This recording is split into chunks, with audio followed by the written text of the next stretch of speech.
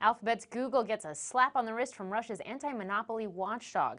The search giant hit with a $6.8 million fine on Thursday for violating competition laws in that country. So what does this mean for Google moving forward? Well, joining us to provide some more insight on this case is Jeremy Kaplan. He's the editor-in-chief at digitaltrends.com. Jeremy, thanks for joining us today. Sure, my pleasure.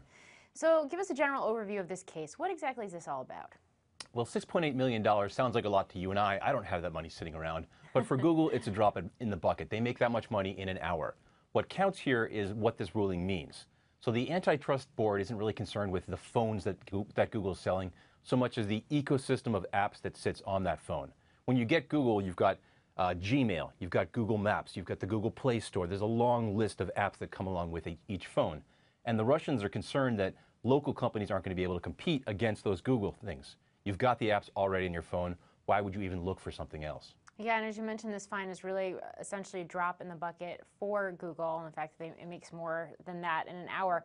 But does it have greater implications in terms of how it competes with local rivals? Yeah, I think that's exactly what's going on here.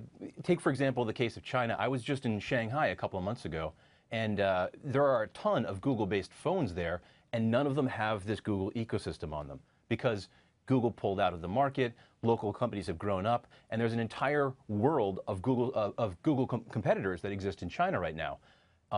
It's kind of interesting.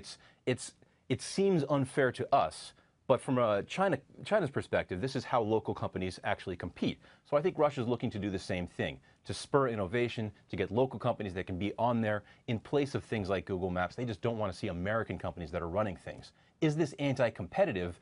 That's a very challenging question to answer. I mean, from my perspective, I don't think so. We see a lot of apps that do exist on Google's platforms that Google doesn't compete with.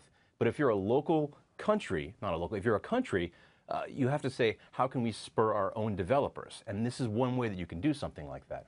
And so in light of all of this, Russia, we're obviously talking about, you just mentioned China as well.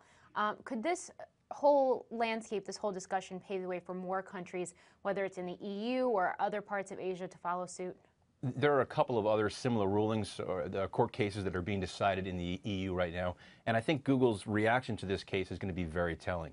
If they allow this to happen, if they pull some of their apps back or change their policies, and if an ecosystem develops in Russia similar to what's going on in China, all of a sudden you have two very large markets that Google's not playing in, and they're going to have to be very, very concerned. So what happens in the next 24 hours or 48 hours or however long it takes Google to make a decision, I think will be very, very telling. We're going to have to wait and see.